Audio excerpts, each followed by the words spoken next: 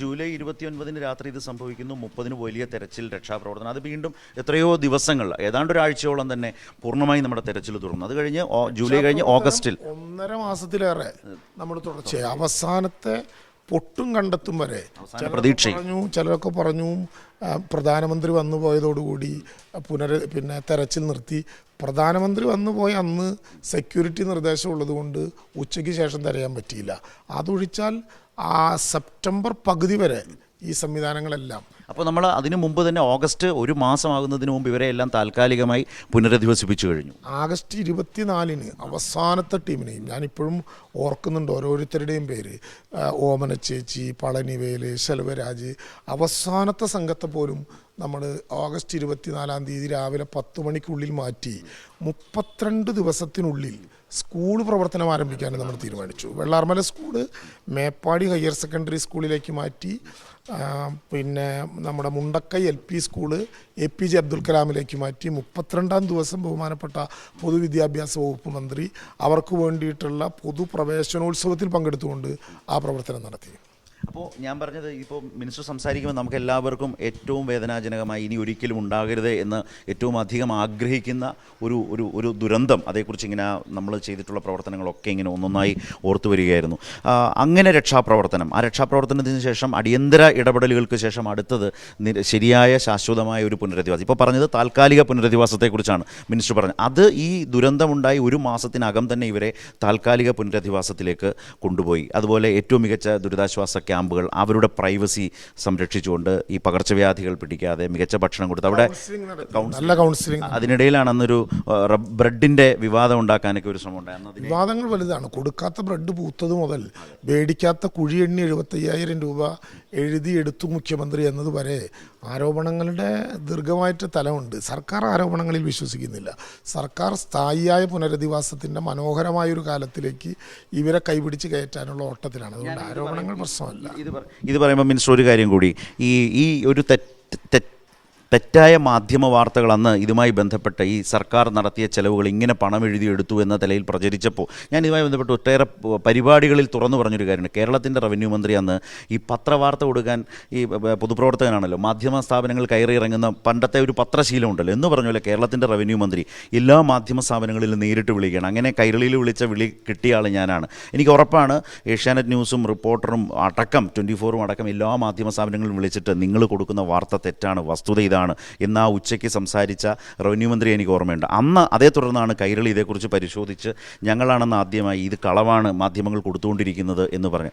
സത്യത്തിൽ അങ്ങനെയും പ്രവർത്തിക്കേണ്ടി വന്നു ഇതിനിടയ്ക്ക്, അല്ലേ? The cost involved and estimated to be എന്ന ആമുഖത്തോടെ ആഗസ്റ്റ് 17 നടക്കാനിരിക്കുന്ന ചെലവുകളെ കുറിച്ച് കൊടുത്തൊരു മെമ്മോറാണ്ടത്തിൻ്റെ ഒരു പോർഷൻ എഴുതിയെടുത്ത് ശരത്ത്, ഇതിലെ പ്രശ്നം ആരോപണം ഉന്നയിച്ചു എന്നല്ല, 36 മണിക്കൂർ ഈ മെമ്മോറാണ്ടം കാണുക പോലും ചെയ്യാത്ത മാധ്യമ പുങ്കവന്മാരും രാഷ്ട്രീയ നേതാക്കളും ശീതീകരിക്കപ്പെട്ട മുറികളിലിരുത്തി 21 മന്ത്രിമാരെയും പോസ്റ്റ്മോർട്ടം ചെയ്തു. എന്നിട്ട് അവസാനം 3 മിനിറ്റ് കൊണ്ട് അവർ പറഞ്ഞു വെച്ചു, ഞങ്ങൾക്കൊരു തെറ്റുപറ്റി. ഇത്തരം ഗൂഢാലോചനകളിലും ഇത്തരം ആസൂത്രണങ്ങളിലും സർക്കാർ കേന്ദ്രീകരിക്കാൻ ഉദ്ദേശിക്കുന്നില്ല. സർക്കാർ ഉദ്ദേശിക്കുന്നത് ഇതുവരെ നടത്തേണ്ട ഏതെങ്കിലും ഒരു പ്രവർത്തനത്തിൽ 1 മണിക്കൂർ വൈകിയോ, അതാണ് നമ്മുടെ മുമ്പിൽ ഇന്ന് ചോദിക്കേണ്ട ചോദ്യം. ഇത്തരം കാര്യങ്ങൾ കൊണ്ടൊന്നും സർക്കാരിനെ ഏതെങ്കിലും തരത്തിൽ സ്തംഭിപ്പിക്കാനോ വരട്ടാനോ കഴിഞ്ഞിട്ടില്ല.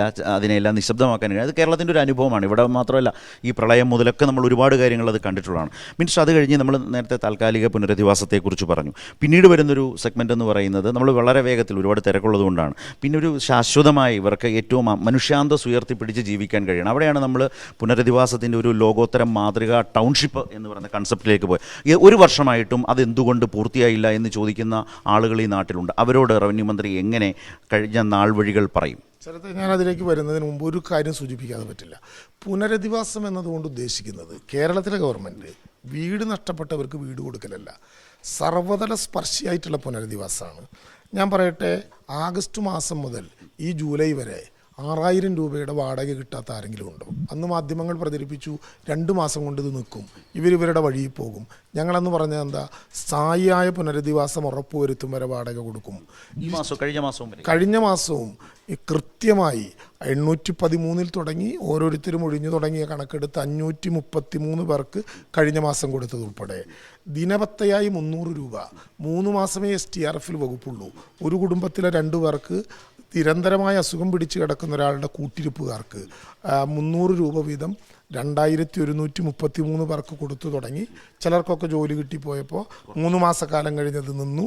വീണ്ടും 9 മാസക്കാലം മുഖ്യമന്ത്രിയുടെ ദുരിതാശ്വാസ നിധിയിൽ നിന്നുൾപ്പെടെ പണമെടുത്തുകൊണ്ട് ഇപ്പോഴും അത് കൊടുത്തുകൊണ്ടിരിക്കുകയാണ്.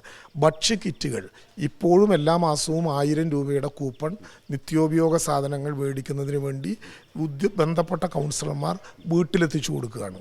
കൗൺസിലർമാർ ഇപ്പോഴും വീടുകളിൽ പോവുകയാണ്. ഇതിനെ പ്രതീക്ഷിച്ച് 1 മാസമായി അവരിവിടെ ക്യാമ്പ് ചെയ്ത് മാനസിക പ്രയാസങ്ങൾ ഇല്ലാതിരിക്കാൻ പോവുകയാണ്.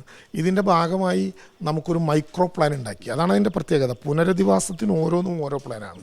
402 പേരുടെ ലിസ്റ്റിലേക്ക് ഞാൻ വരാം. അതിനു മുമ്പ് മൈക്രോ പ്ലാൻ 1107 പേരുടെയാണ്. 1107 കുടുംബങ്ങളുടെ ദുരന്തം ഭാഗികമായും പൂർണ്ണമായും ബാധിച്ച ആ പ്രദേശത്തെ 1107 കുടുംബങ്ങളിലെ 4806 വ്യക്തികൾക്ക് വേണ്ടി 6108 പ്ലാനുകൾ. അതിൽ ആരോഗ്യമുണ്ട്, അതിൽ ജീവനോപാധികൾ ഉണ്ട്, അതിൽ പിന്നെ വിദ്യാഭ്യാസമുണ്ട്, അതിൽ ലൈവ്ലിഹുഡ് ഉൾപ്പെടെയുള്ള നടപടിക്രമങ്ങളുണ്ട്. ഈ 4 കാര്യത്തിന് വേണ്ടി 6106 പദ്ധതികൾ ആരംഭിച്ച് മൈക്രോ പ്ലാൻ ഓരോന്നോരോന്നായി നടക്കുകയാണ്. പശു ഇല്ലാത്തവർക്ക് പശു, കൃഷി നടത്തേണ്ടവർക്ക് കൃഷി, സ്ഥിരമായി വരുമാനമില്ലാത്തവർക്ക് MSME മുഖാന്തരമുള്ള സ്വയം തൊഴിൽ, ഇങ്ങനെ